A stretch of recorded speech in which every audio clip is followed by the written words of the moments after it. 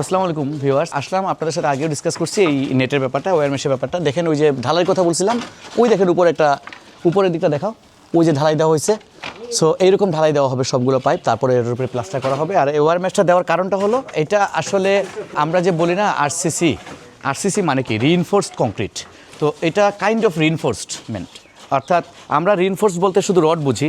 এই যে ওয়্যার মেশটা আছে না, এটা তো মেটাল, এমনকি বাঁশ দিয়ে আপনার ইলাস্টিসিটি আছে, এই ধরনের পদার্থ, যে কোনো টেনসাইল স্ট্রেন্থ দিতে পারে, এরকম যে কোনো পদার্থ দিয়ে আমরা যদি ঢালাই করি সেটাকে আমরা আরসিসি স্ট্রাকচার বলি। তো অনেক একটা ভুল প্র্যাকটিস আছে বা ভুল ধারণা আছে, রিইনফোর্সমেন্ট বলতে আমরা শুধু রড বুঝি। আসলে রিইনফোর্সমেন্ট বলতে রড বোঝা না, রিইনফোর্সমেন্ট মানে হলো আমার কংক্রিটটাকে রিইনফোর্সড করা। তো এখানে যে এই সামান্য পাইপটা আমি ঢালাই দিচ্ছি উপরে, এটাকে এই ওয়্যার মেশ দিয়ে আমি কিন্তু রিইনফোর্স করতেছি আর কি। আশা করি বুঝতে পারছেন। আর এ ধরনের তথ্য পেতে আমাদের চ্যানেলটিকে ফলো করুন। কমেন্ট বক্সে অবশ্যই জানাবেন আপনাদের যে কোনো কোয়ারি থাকলে, আমার সাধ্যমতো চেষ্টা করবো আপনাদেরকে জানানোর। ধন্যবাদ ভিউয়ার্স, আসসালামু আলাইকুম। Momota Associates. It's time to create history.